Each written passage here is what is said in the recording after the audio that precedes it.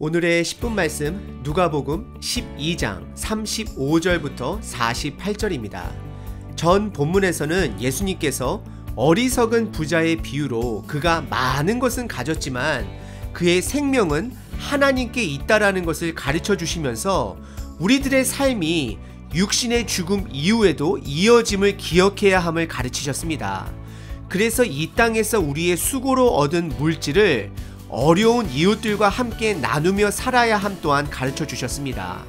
오늘 본문은 이어서 주인이 언제 올지 모르는 결혼식 연회장 이야기와 도둑이 언제 들지 모르는 비유로 말씀하시면서 아직은 제자들이 이해하지 못할 예수님의 죽음과 부활 이후 두 번째 오실 예수님, 즉 재림에 대해서 그들에게 가르치시고 계십니다. 참고로 저자 누가는 남은 12장을 통하여 예수님의 재림에 대해서 가르치고 13장서부터는 예수님의 재림이 오기 때문에 회개할 것 또한 선포하고 있습니다. 비록 제자들은 예수님의 재림을 지금은 이해하지 못하지만 11장 13절에 하늘 아버지께서 구하는 자에게 성령을 주신다라고 약속해 주신 것처럼 사도행전의 성령 사건을 통하여서 제자들은 오늘 본문 말씀을 기억하게 될 것입니다. 그리고 우리들 또한 이 말씀을 마음에 새겨야 하는 것입니다. 오늘 본문 말씀의 주제는 간단합니다. 준비하라입니다. 예수님이 언제 올지 모르니 준비하라입니다. 전 개인적인 의견으로는 예수님께서 다음 세대에 오시지 않을까 생각해 보게 됩니다. 하지만 중요한 것은 예수님께서는 언제 올지 아무도 모른다는 것입니다. 그래서 우리는 깨어 준비해야 하는 것입니다. 그러면 무엇을 준비해야 할까요?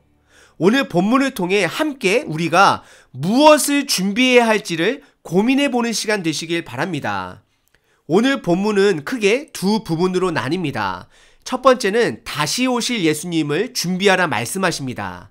그리고 두 번째는 믿음의 청지기의 모습과 불의한 청지기의 모습을 설명해 주십니다. 첫 번째 부분은 35절서부터 40절까지 다시 오실 인자, 즉 예수님을 맞을 준비하라라고 가르치십니다. 35절에 허리띠를 띠고 등불을 켜고 서 있으라 명령하십니다. 허리띠에 띠를 띠는 것은 행동을 위한 옷을 입으라 명령하시는 것입니다. 우리들이 잠옷을 입고 산에 올라가지 않습니다. 하지만 예수님 당시 우리들이 상상할 수 있듯이 그 당시 옷들은 다 느슨한 치마 같은 옷들이었습니다. 그래서 그 당시 사람들은 일하기 위해서는 허리에 띠를 묶어야만 합니다.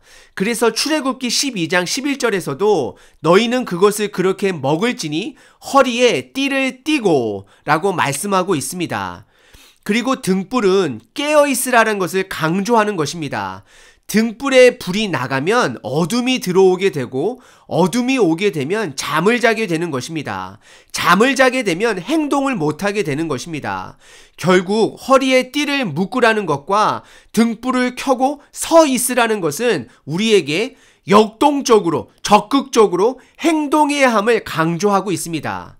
그러면 도대체 우리가 무엇을 어떻게 행동해야 할까요? 여러분들 스스로 한번 고민해 보시길 바랍니다. 그리고 36절서부터 39절은 결혼식 연회장에서 종이 집주인을 맞을 준비하라 말씀하십니다. 하지만 오늘 본문에서 말하는 종의 행동은 36절에 주인이 문을 두드리면 네 나갑니다가 아니라 원어의 뜻을 더 자세히 살펴보게 되면 곧 열어주려고 기다리라고 말씀을 하십니다.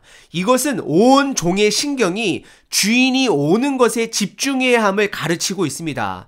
이렇게 집중하는 종들은 37절에 복이 있도다라고 예수님께서 말씀하십니다. 그리고 38절에 주인이 집에 들어와서 종들의 시중을 받는 것이 아니라 본인을 기다려준 종들에게 주인은 고마워하며 오히려 그들을 수종을 듭니다. 이것은 예수님께서 첫 번째 오신 삶에서도 두 번째 오실 때도 우리를 동일하게 섬겨주실 것을 말씀하고 있는 것입니다. 중요한 것은 모든 종이 아니라 주인이 언제 올지 집중한 종들에게 베푸시는 은혜라는 것입니다. 저는 권투 선수가 링 위에서 열심히 한 라운드를 마치고 종이 울리면 코너에 가서 코치가 그 제자를 의자에 앉히고 쉬도록 하는 장면이 기억이 납니다. 그리고 모든 경기가 끝나고 종이 울리면 승리한 제자를 코치가 기쁨으로 끌어안고 함께 눈물을 흘리는 장면을 기억합니다. 이것이 바로 예수님께서 우리들을 나중에 섬겨주시는 모습이라 생각합니다. 그리고 38절에는 2경과 3경이라는 시간 표시가 나옵니다. 이것은 밤을 나누는 시간으로 보시면 됩니다. 자정과 새벽 사이로 보시면 되겠습니다. 그리고 39절에는 다시 한번 도둑의 비유를 사용하시면서 도둑이 언제 올지 모른다를 강조하시면서 40절에서는 그러므로 라고 말씀하시면서 너희도 준비하고 있으라 생각지 않을 때에 인자 예수님께서 오리라 하시니라 라고 말씀하십니다. 다시 한번 여러분들께 여쭙겠습니다. 준비하라 말씀하시는데 우리는 무엇을 준비해야 될까요? 그리고 오늘 본문의 두 번째는 41절서부터 48절까지 충실한 청지기 비유와 불의한 청지기 비유로 가르치십니다. 첫 번째 가르침과 이 두 번째 가르침을 비교하자면 첫 번째 비유에는 종으로 표현하셨고 두 번째 비유로서는 청지기로 비유하십니다. 그래서 저는 개인적으로 이 두 번째 비유는 교회 리더들이 되새겨 들어야 될 말씀이라고 생각을 합니다. 41절에 베드로가 종의 비유를 듣고 12제자가 그 집에서 기다리는 종이인지 아니면 군중들을 두시고 하신 말씀인지를 예수님께 여쭤봅니다. 우리들도 때로는 성경 말씀을 읽을 때 어떤 본문들은 예수님께서 제자에게 하신 말씀이니까 나에게 적용할 필요가 없다라고 여기시는 분들을 가끔 봅니다. 마음이 아파요. 베드로의 질문입니다. 주께서 이 비유를 우리에게 하심이나이까? 모든 사람에게 하심이니까? 하지만 예수님께서는 그의 질문에 답을 안 하십니다. 안 하시는 이유는 베드로 스스로가 그 답을 그리고 우리들에게 스스로가 답을 찾으라고 말씀하시는 것입니다. 42절서부터는 예수님께서 베드로의 질문 앞에 충실한 청지기 비유와 불의한 청지기 비유로 답을 하십니다. 하지만 우리들이 집중했으면 하는 구절은 바로 예수님이 베드로의 질문 앞에 말씀하시는 42절입니다. 주께서 이르시되 지혜 있고 진실한 청지기가 되어 주인에게 그 집 종들을 맡아 때를 따라 양식을 나눠줄 자가 누구냐라고 질문으로 다시 물어보십니다. 여러분들은 이것을 어떻게 이해하시나요? 예수님께서는 여러분들 스스로가 이 부분을 고민해 보시길 원하고 계십니다. 42절을 영어로 다시 한번 읽어드리면 And the Lord said, Who then is the faithful and wise manager, whom his master will set over his household to give them their portion of food at the proper time.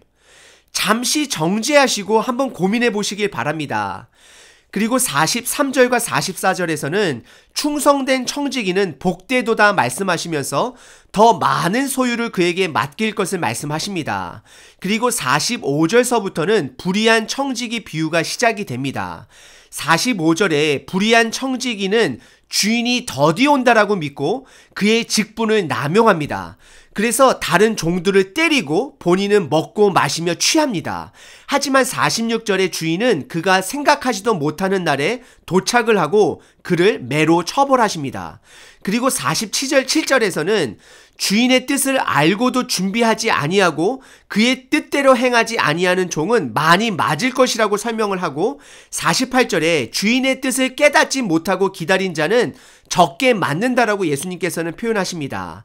이것은 하나님의 은혜를 많이 받았음에도 그 은혜를 남용하는 자들은 많이 맞을 것이고 하나님의 은혜를 적당하게 경험한 자, 즉 예수님을 믿기로 시작하며 아직 믿음이 적은 자들은 적게 벌할 것을 말씀하고 계시는 것입니다. 그렇다라고 해서 예수님을 막 믿기 시작하신 분들이 다 벌을 받는다라는 것이 아닙니다.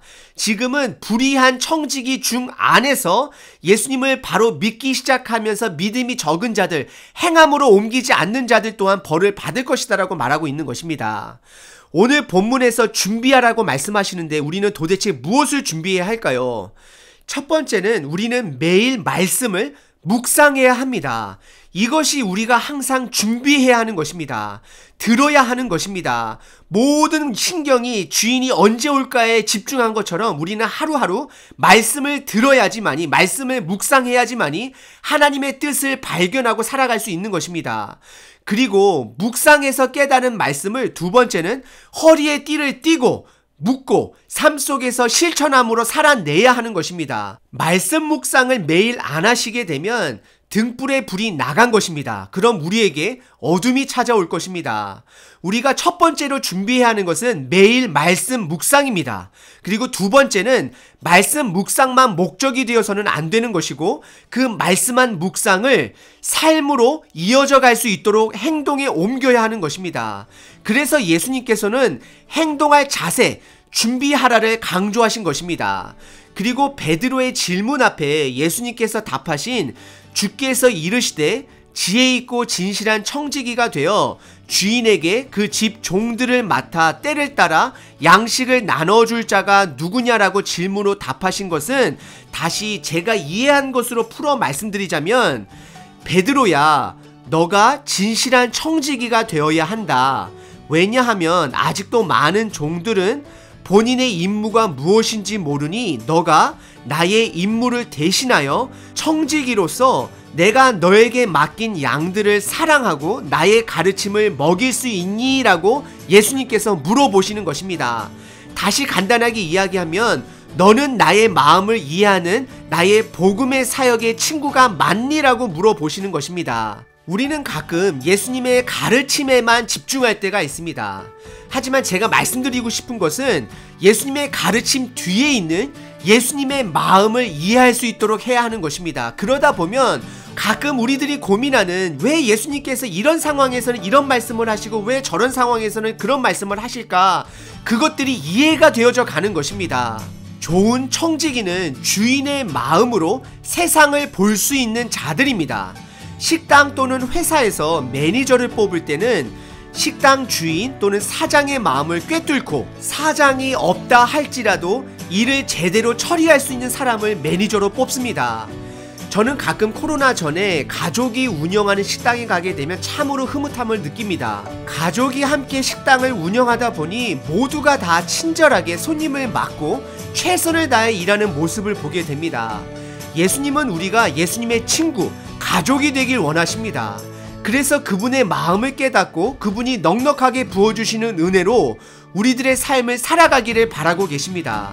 오늘 하루 난 예수님의 마음을 어느 정도 헤아릴 수 있는지를 돌아보시길 바랍니다. 그래서 예수님의 마음이 깨달아지는 만큼 억지로가 아니라 기쁨으로 오늘 하루를 청지기로 살아내시는 저 여러분 되시길 축원합니다.